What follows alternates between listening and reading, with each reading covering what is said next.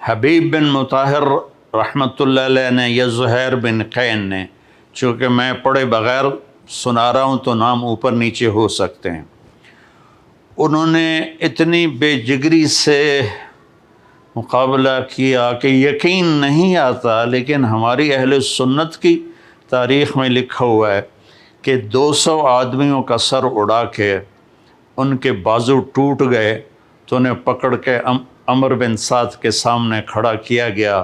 اس نے کہا تم نے ہمارا اتنا بڑا نقصان کیا۔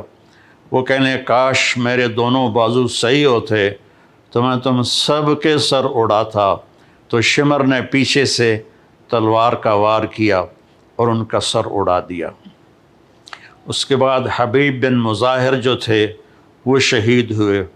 پھر اس کے بعد آہستہ آہستہ سارے شہید ہوتے گئے، یہاں تک کہ اہل بیت باقی رہ گئے، اور باقی سب شہید ہو گئے، اور 18 تھے اہل بیت۔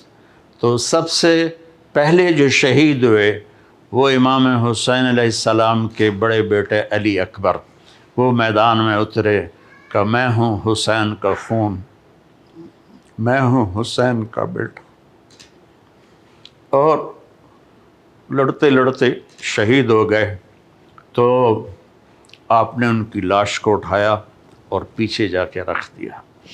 پھر حضرت عقیل کی اولاد عبد الرحمن اور محمد اور عثمان یہ شہید ہوئے۔ پھر حضرت عبداللہ بن جعفر کے بچے عون اور محمد شہید ہوئے۔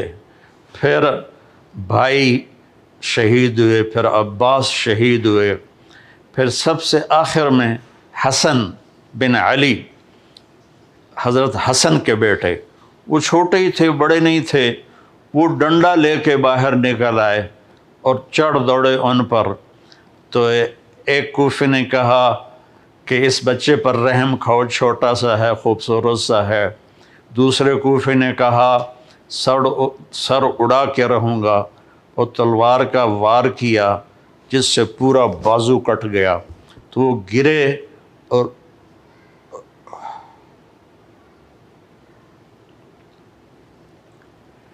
اور زور سے چلائے یا عمّا، ہائے میرے چچا۔ تو امام علیہ السلام بھاگے ہوئے گئے اور ان کے سرانے کھڑے ہو کر فرمانے لگے بھتیجے آج تیرا چچا بڑا بے بس ہے۔ وہ کیا دن ہوگا جب ان کا معاملہ اللہ کے رسول کے دربار میں پیش کیا جائے گا۔